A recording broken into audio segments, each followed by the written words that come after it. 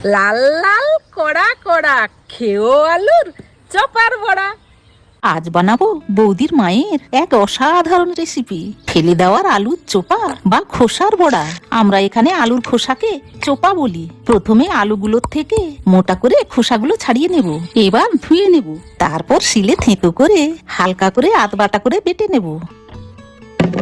এবার ওতে বেসন, চালের গুঁড়ো, পেঁয়াজ কুচি,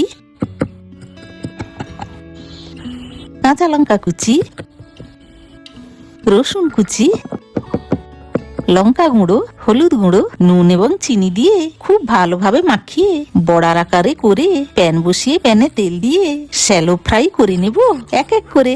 বাস, তারপরে আর কি, এক কাপ চা আর বিকেল বেলায় পরিবারের সাথে আড্ডার ছলে এই অসাধারণ পুরনো রেসিপি আবার ফিরিয়ে আনুন সবার প্লেটে। দারুন।